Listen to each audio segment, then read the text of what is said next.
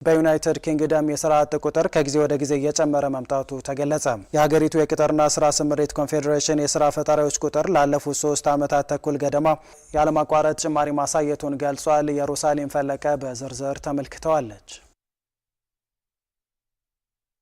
በዩናይትድ ኪንግደም የሥራ አጥ ቁጥር ከጊዜ ወደ ጊዜ እየጨመረ መምጣቱ ተገለጸ። አሃዛዊ መረጃዎች እንደሚያሳዩት የሥራ ፈላጊዎች ቁጥር ላለፉት ተከታታይ 41 ወራት ያለማቋረጥ ሲጨምር፣ ክፍት የሥራ ቦታዎች ደግሞ ባለፉት 22 ወራት ቅናሽ አሳይተዋል። ይህ አዝማሚያ በብሪታንያ ስራ ቀጣሪዎች ዘንድ ያለውን ከፍተኛ ጥንቃቄና የስራ ዕድሎች መጥበብን ያሳያል ነው የተባለው። የሀገሪቱ የቅጥርና ስራ ስምሪት ኮንፌዴሬሽን ጥናት እንደሚያመለክተው የስራ ፈላጊዎች ቁጥር ላለፉት 3 ዓመት ተኩል ገደማ ያለማቋረጥ ጭማሪ አሳይቷል። በአሁኑ ወቅት የሀገሪቱ የስራ አጥነት በ4.9 በመቶ ከፍ ማለቱ ተመላክቷል። የምጣኔ ሀብት ባለሙያዎች እንደሚሉት ከሆነ የሀገሪቱ የኢኮኖሚ መቀዛቀዝ በዚህ ከቀጠለ የስራ አጥነት መጠኑ በዚሁ ዓመት ወደ 5.3 በመቶ ከፍ ሊል ይችላል ሲሉ አስጠንቅቋል። ይህንን ሁኔታ ለመቀየር የንግድና የኢንዱስትሪ መሪዎች ለመንግስት ጥሪ እያቀረቡ ይገኛሉ። አሰሪዎች አዳዲስ ሰራተኞችን በተለይም ወጣቶችን በስፋት እንዲቀጥሩ የቅጥር ወጪዎችንና ፖሊሲዎችን ማሻሻል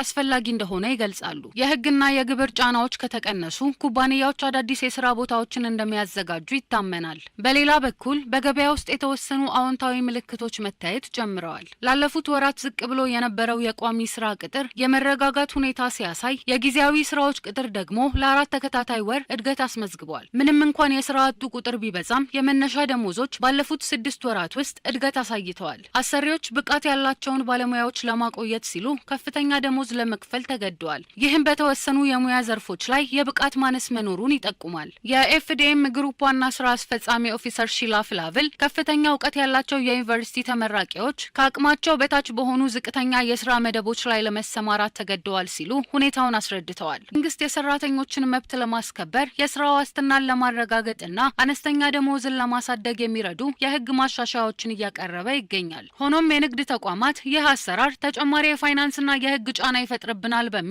ስጋታቸውን በመግለጽ አዳዲስ ቋሚ ሰራተኞችን ከመቅጠር ተቆጥበዋል። መንግስት በትምህርትና በተግባር መካከል ያለውን የክህሎት አለመጣጣም ለመፍታት እርምጃዎችን መውሰድ ጀምሯል።